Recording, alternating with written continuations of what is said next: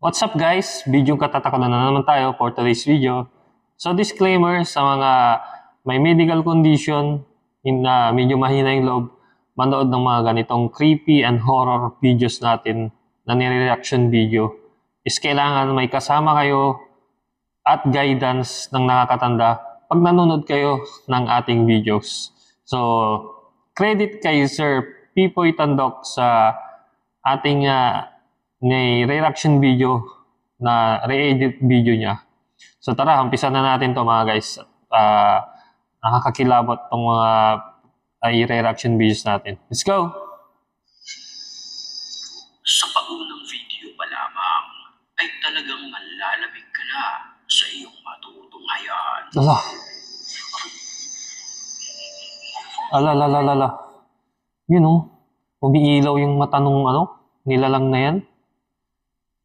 Nakakatakot. So, abandonadong, kung mapapansin natin, itong video na to, Kuha ang video abandonadong bahay. Yan oh. Reasons why your phone might be infected and you wouldn't even know about it. Number one, it's overheating. Video mula sa isang abandonado. Yan, abandonadong lugar.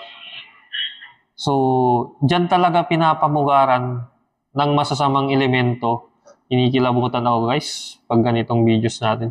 Masasamang elemento at mga demonic spirit. Yung mga yan kasi nga, wala nang nakatirang tao eh. Dyan sila naglalagi. Yung mga yan oh. Sa kanyang pagpasyal sa lugar, agad na may Biglang sumara yung sa pinto. kanya na isang nakakapangilabot na nilalang. Ito ay mahaba ang buhok. Nakatakot. Yan oh. Grabe guys. Titigan yung maigi yung imahe niyan. Kung ano itsura. Nakakilabot. Grabe. Abandonadong yan lugar. Hindi sa atin to nag-originate.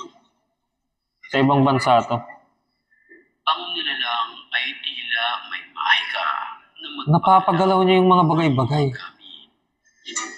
Yan oh. Pag ganyan, may pahiwatig yan. Ayaw ka niya nga dyan. Pinapalayas niya yung mga pumupunta.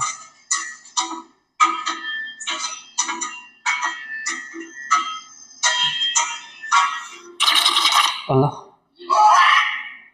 So, pag ganun guys, sa akin kasi marami na rin akong mga experience sa pag-ghost hunting din. Ilan na yung napuntan ko na mga haunted na lugar dito pa lang sa Metro Manila, sa may Manila Film Center, doon sa Pasay. Balete Drive.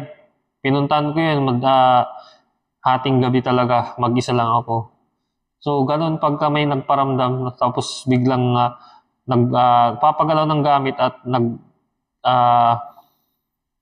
kumbaga, nag-create ng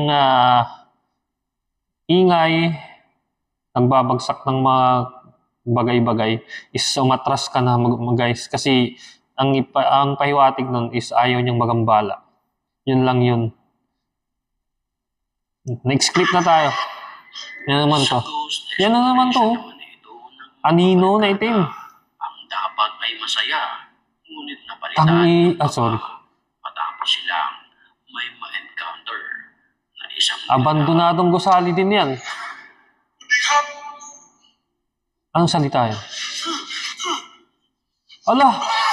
Hinabol sila? ang itim na nilalang na kinukunan Anino? ng video ay walang ano-ano'y. Bigla na lamang ito Allah? ng habol. Nangahabol? Allah! Yan na!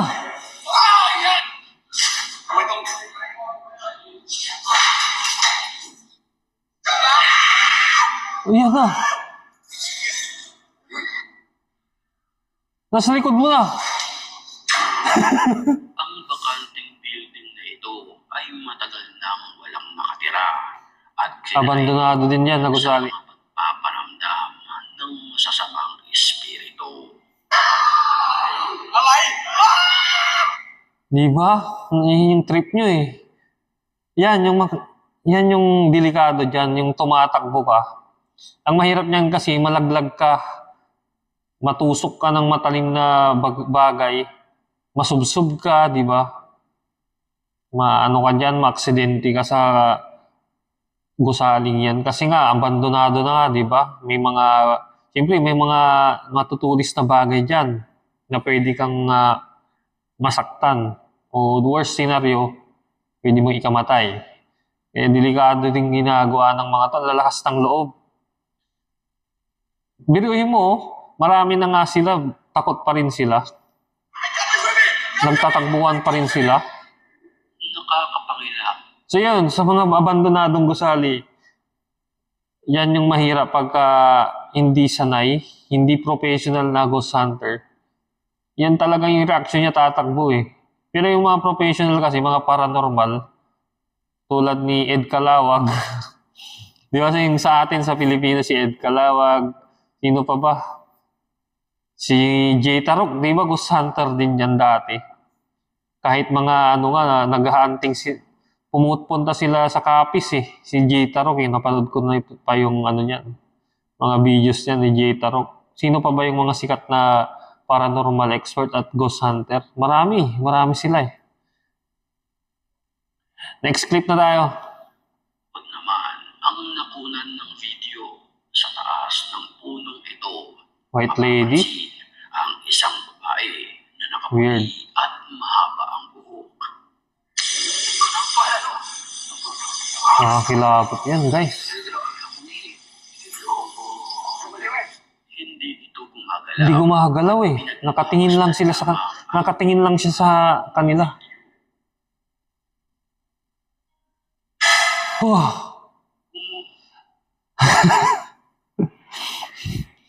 Weird. So guys, anong opinion nyo sa video natin? Suggestion or comment? Comment down below na lang guys. Or kung gusto nyo magpa-shoutout, comment na rin kayo dito sa comment section dito sa ilalim ng video natin. So, kung bago lang pala kayo sa ating YouTube channel, click nyo na lang yung subscribe button at notification bell para lagi po tayo updated sa ating video ina-upload.